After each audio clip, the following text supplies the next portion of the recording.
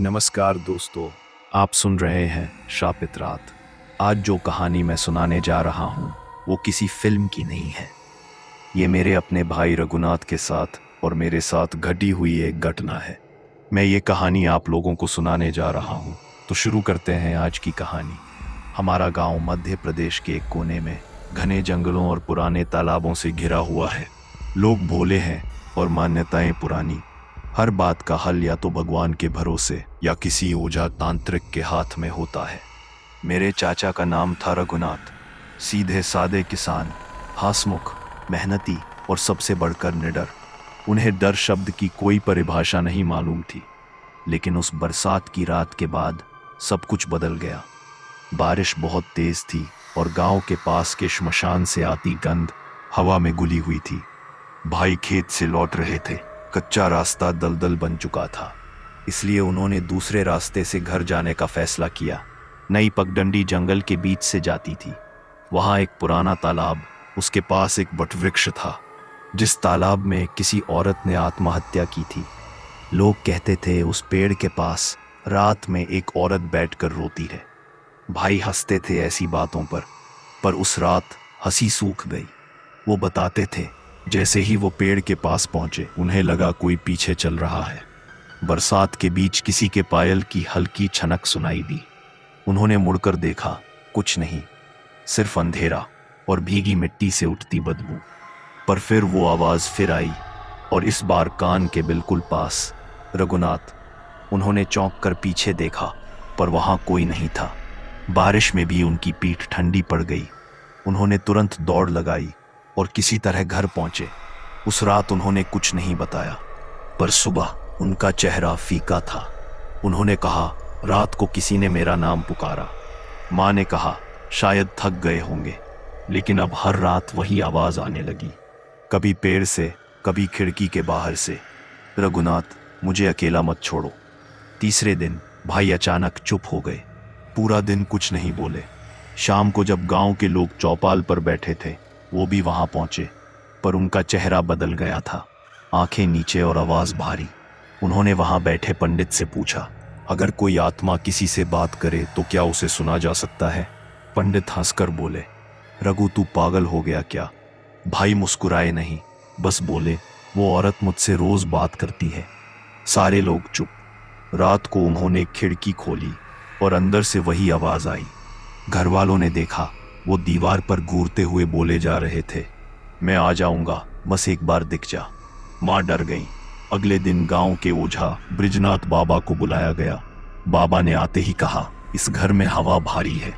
उन्होंने एक नींबू चारों कोनों में लटकाया और कहा, आज रात कुछ मत करना, मैं देखता हूं कौन है। आधी रात में बाबा ने मंत्र शुरू किया। जैसे जैसे वो मंत्र तेज हुए, दिए की लौ कांपने लगी। और तभी रघुनाथ हंसे, पर वो हंसी उनकी नहीं थी। आवाज औरत की थी, कर्कश टूटी हुई। वो उठे और दिए के सामने बोले, तू क्या करेगा बाबा? मैंने उसे चुना है, वो मेरा है। बाबा ने तुरंत मंत्र तेज कर दिया। रघुनाथ जमीन पर गिर पड़े। उनका शरीर मरोड़ खा रहा था। फर्श पर राख का घेरा बना और उस घेरे के भीतर किसी के पैरों के निशान उभर आए। बाबा चिल्लाए, बोल, तू कौन है? और तब वो औरत की आवाज आई, मैं उसकी हूं। जिस रात उसने मेरा नाम पुकारा था, उसी दिन मैं जाग गई थी। बाबा ने कांपते हुए कहा, यह आत्मा अधूरी है। इसे जिस दिन मारा गया था उस दिन जलाया नहीं गया था। उन्होंने राख हवा में उड़ाई और बोले, सुबह तक इसे बांध दो, नहीं तो ये किसी और में चली जाएगी। उस रात हम सब ने भाई रघुनाथ को पकड़कर बांध दिया। वो बार बार कुछ बड़बड़ाते रहे, कभी रोते, कभी मुस्कुराते, और फिर अचानक बोला, वो आ गई। रात बीत गई, लेकिन सुबह कुछ ठीक नहीं था। रघुनाथ शांत थे, पर उनकी आंखें अब भी वैसी ही थीं, गहरी और डरावनी। माँ ने कहा, बाबा, अब क्या करना होगा? ब्रिजनाथ बाबा ने जवाब दिया, पहले जानना होगा कि ये आत्मा कौन है। जब तक पहचान नहीं मिलेगी, मुक्ति नहीं मिलेगी। उन्होंने रघुनाथ के माथे पर राख लगाई और उनके सामने तांबे का कटोरा रखा जिसमें पानी चमक रहा था। इसमें जो दिखे वही सच होगा। बाबा ने मंत्र शुरू किया। धीरे धीरे हवा भारी हो गई। दिया कांपने लगा और पानी की सतह हिलने लगी। रघुनाथ की सांसें तेज हो रही थीं। फिर अचानक उनकी आंखें ऊपर की ओर मुड़ गईं और होंठ खुद ब खुद खुल गए। उन्होंने कहा, वो तालाब में डूब गई थी। बाबा ने पूछा, कौन? रघुनाथ की आवाज औरत जैसी हो गई, राधा। कमरे में सन्नाटा छा गया। मां ने दबी आवाज में कहा, हमारे गांव में पहले एक राधा थी जो बरसों पहले लापता हो गई थी। बाबा बोले, वो वापस नहीं आई थी, है ना? मां ने सिर हिलाया, नहीं, किसी ने उसकी लाश नहीं देखी। बाबा ने कहा, ये वही आत्मा है और उसने रघुनाथ को चुना है, क्योंकि राधा उसी रास्ते के पास तालाब में मरी थी। जिस रास्ते से रघुनाथ घर लौट रहा था, मुझे उस पल सब समझ में आने लगा। वो पेड़, वो पायल की छनक, वो आवाज जो बरसात की रात में आई थी, वो उसी तालाब से जुड़ी थी। शाम को बाबा ने कहा कि अब पहचान विधि करनी होगी, उसमें आत्मा खुद बोलेगी। क्यों उसने ये शरीर चुना? हमने रघुनाथ को रस्सी से बांधा। उनके चारों तरफ मिट्टी से एक गोला बनाया गया। गोले के बाहर दीपक रखे गए और बाबा ने मंत्र शुरू किया। पहले सब शांत था, फिर हवा अचानक ठंडी हो गई। दिए की लौ एक साथ झुक गईं, जैसे किसी अदृश्य ताकत ने उन्हें फूंक दिया हो। और फिर रघुनाथ की आवाज आई, तुमने वादा किया था मुझे लौटाने का। बाबा बोले, किसने? वो रघुनाथ। बाबा ने कहा, तू कौन है? रघुनाथ की आवाज बदल गई। अब वो औरत की थी, कांपती हुई लेकिन भारी। मैं वही हूं जिसे उसने देखा था तालाब किनारे, जब वो पानी भरने आया था। हम सब स्तब्ध थे। भाई की आंखें खुली थी, लेकिन उनमें सिर्फ काली परछाइयां थी। वो रोज मुझे देखता था, मुस्कुराता था, पर जब मैं मरी, उसने मुंह फेर लिया। बाबा ने मंत्र तेज किया, राधा, अब तू इस शरीर को छोड़ दे, तेरा समय बीत गया। रघुनाथ की आवाज कांपी, मुझे वादा चाहिए, वो मुझे याद करेगा। नहीं, बाबा चिल्लाए, ये शरीर तेरे लिए नहीं है। अचानक रघुनाथ चीख उठे, उनका शरीर जमीन पर गिरा। दीपक एक एक कर बुझने लगे और जब आखिरी दीपक बुझा, कमरे में हल्की सी आवाज गूंजी, अब मैं नहीं रहूंगी, पर वो मुझे कभी भूल नहीं पाएगा। सन्नाटा, सिर्फ रघुनाथ की धीमी सांसें। बाबा ने राहत की सांस ली। वो चली गई है, लेकिन उसका असर कुछ दिनों तक रहेगा। अगले दिन रघुनाथ सामान्य दिखे, लेकिन कभी कभी अचानक रुक जाते और दूर घूरते रहते, जैसे किसी की याद में खो गए हों। एक दिन उन्होंने धीरे से कहा, जब हवा चलती है तब भी उसकी पायल सुनाई देती है। बाबा ने बस कहा, कभी कभी आत्माएं जाती हैं, लेकिन उनका स्पर्श रह जाता है।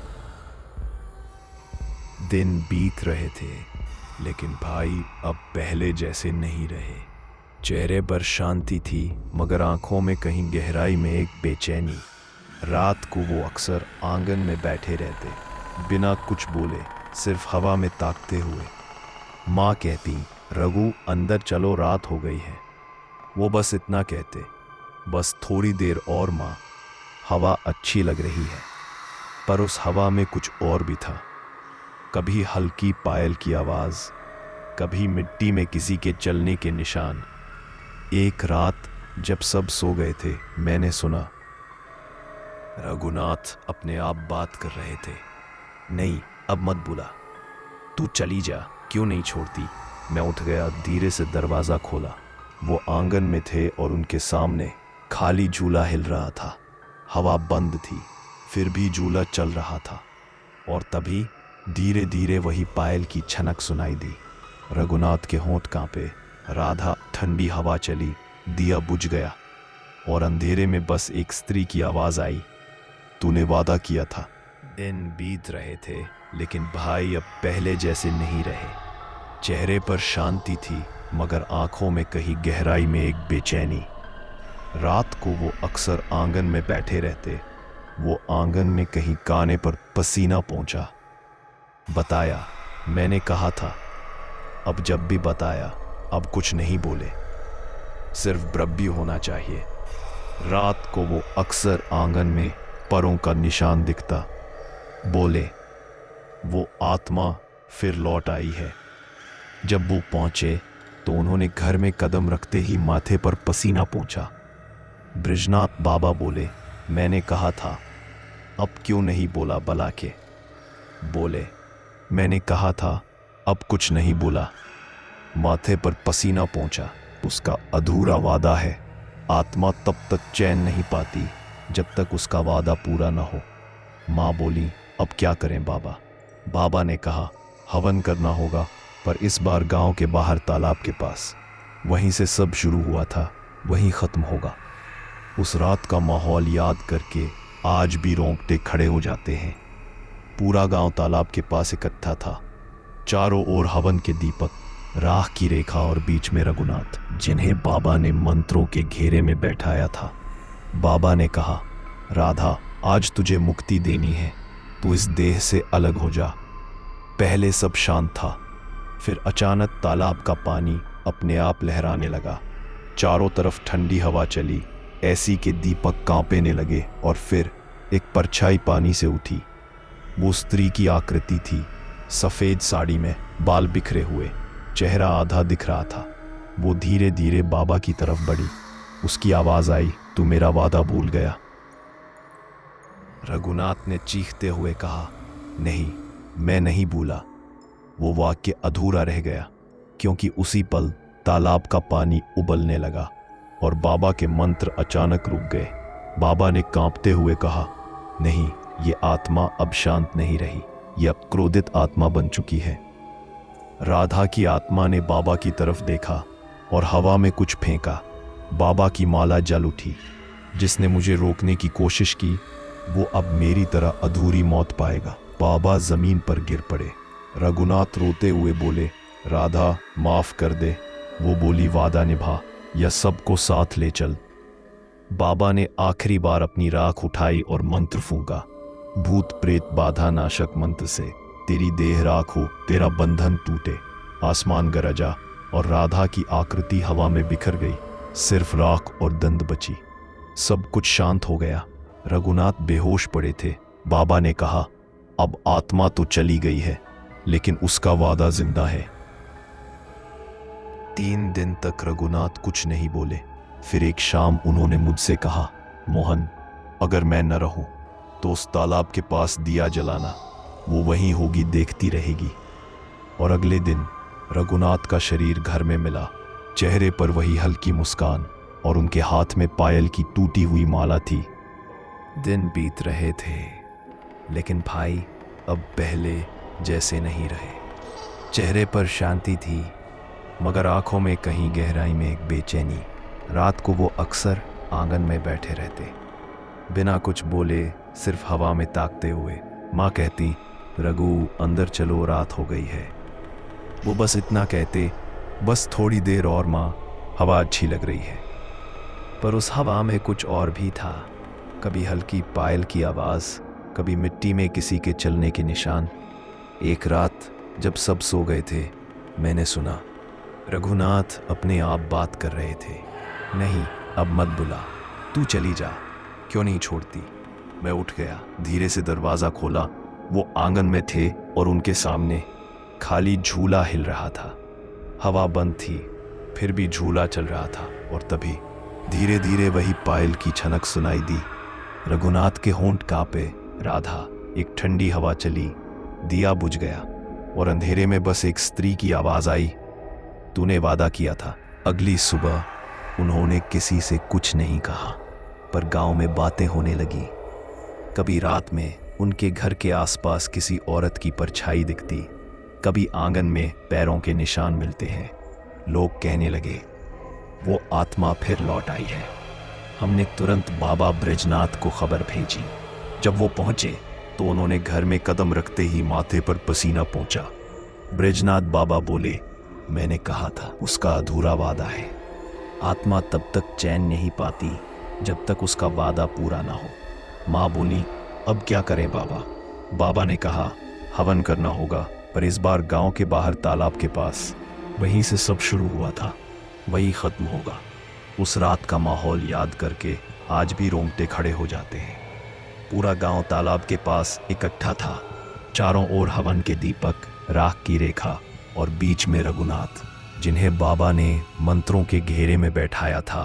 बाबा ने कहा, राधा, आज तुझे मुक्ति देनी है, तू इस देह से अलग हो जा।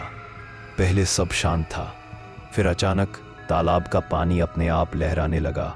चारों तरफ ठंडी हवा चली, ऐसी के दीपक कांपने लगे। और फिर एक परछाई पानी से उठी।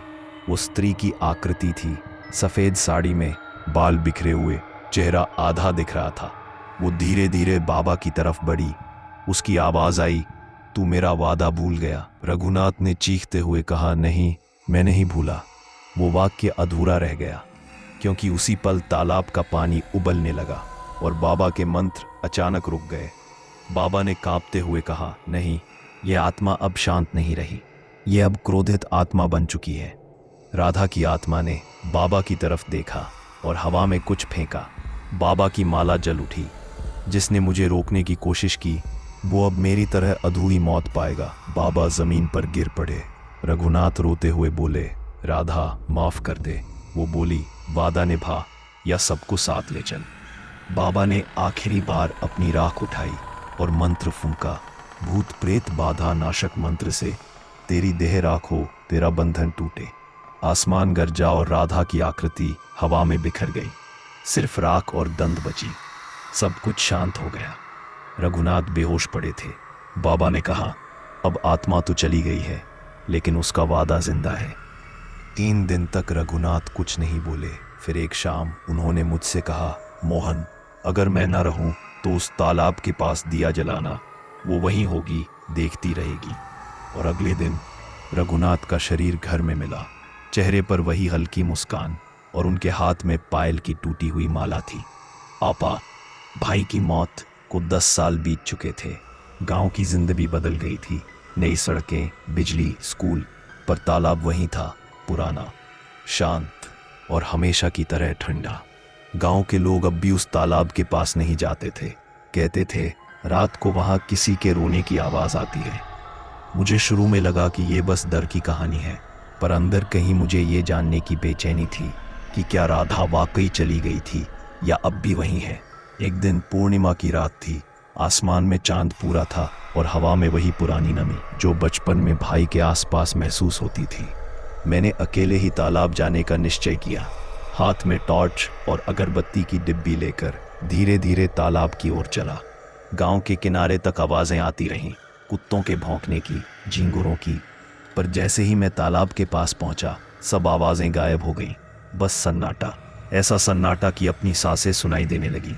तालाब वैसा ही था, काई जमी हुई, पानी में चांद की झिलमिलाहट। मैंने टॉर्च नीचे की, कुछ नहीं दिखा, बस अपनी परछाई।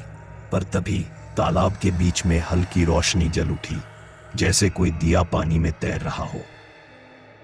मैं हड़बड़ा गया। हवा ठंडी हो गई। दिया धीरे धीरे मेरी तरफ आने लगा और फिर हवा में वो जानी पहचानी आवाज, धीमी पर साफ, मोहन। मैं जम गया। दिल की धड़कनें कानों में गूंजने लगी। मोहन, तू क्यों आया? मैंने कांपते हुए कहा। राधा, तू चली गई थी ना? दिया मेरी तरफ रुक गया और फिर हवा के साथ आई एक ठंडी फुसफुसाहट।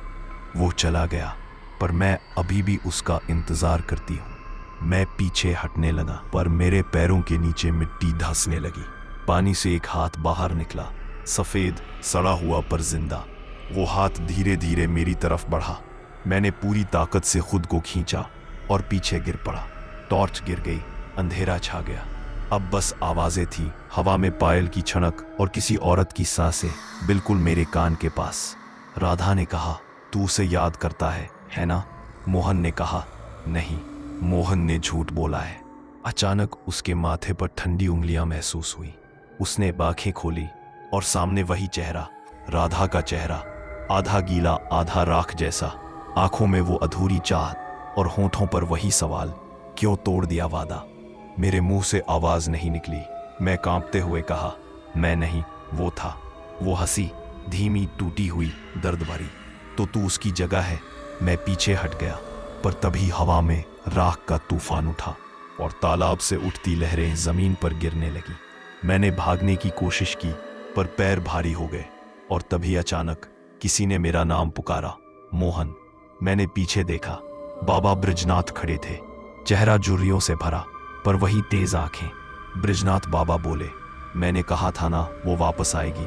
उन्होंने माला उठाई और मंत्र पढ़ने लगे। हवा कांपने लगी, दिया जलते हुए डूब गया और राधा की आवाज आखिरी बार आई, मैं अब भी यहां हूं और जब तक कोई मुझे याद करेगा मैं लौटती रहूंगी। सुबह हुई तो तालाब फिर शांत था। मैं घर लौटा, पैरों में मिट्टी, दिल में डर।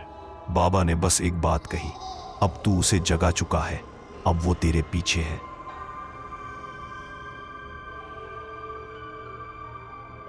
उस रात तालाब से लौटने के बाद मैं कई दिनों तक सो नहीं पाया।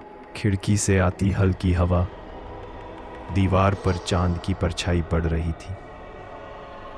अचानक वो परछाई हिली, खिड़की बंद की, दिया जलाया, पर दिया खुद ब खुद बुझ गया। अगली सुबह बाबा के पास गया। वो पहले से कमजोर दिख रहे थे। मैंने तुझे मना किया था, तूने उस जगह को छेड़ा। बाबा बोले, वो तुझे नहीं छोड़ रही क्योंकि तू उसके वादे का आखिरी हिस्सा बन गया है। अब वो तेरा चेहरा, तेरी सांसें, तेरी आवाज इस्तेमाल करेगी, जब चाहे, जैसे चाहे। मैं हंस पड़ा घबराहट में। रात फिर आई। मैंने खुद को समझाया कि सब सामान्य है, लेकिन जैसे ही घड़ी ने 12 बजाए, कमरे का तापमान गिर गया, सांसें भारी हो गई। आईने में देखा, मेरे चेहरे पर मुस्कान थी। वो मुस्कान उसकी थी। मैं पीछे हटा, पर आईने में मेरा चेहरा हिला नहीं, पर हाथ कांपने लगे। वो लौ हवा में मचलने लगी और फिर खुद बुझ गई। कमरे में वही गंध फैल गई, भीगे मिट्टी की, राख की। दरवाजा खुला, कमरे की हर चीज उड़ गई। आईना टूट गया और दीवार पर कुछ लिखा मिला, वादा निभा दिया गया। सुबह हुई तो घर वालों ने मुझे फर्श पर पड़ा पाया। सांसें चल रही थी, पर आंखें खुली थी, सीधी छत की ओर। बाबा पहुंचे, मेरी नब्ज टटोलकर बोले, ये जिंदा है पर अब मोहन नहीं। मां रो पड़ी। बाबा ने धीमी आवाज में कहा, वो अब राधा बन चुका है। उस दिन के बाद मैंने कभी बाबा को नहीं देखा, और अगर ये कहानी कोई और सुना रहा है तो शायद मैं अब वही नहीं रहा जो उस तालाब तक गया था। दोस्तों, कहते हैं आत्माएं सिर्फ जगहों पर नहीं बसती, कभी कभी वो लोगों के अंदर घर बना लेती है, और जब वो घर पा जाती हैं तो उन्हें मुक्ति नहीं, बस आदत लग जाती है। अगर ये कहानी आपके अंदर तक उतर गई हो तो लाइक, शेयर, डालो और सब्सक्राइब कीजिए श्रापित रात को, और कमेंट में लिखिए अपना नाम और शहर, क्योंकि अगली कहानी शायद आपके नाम से शुरू हो।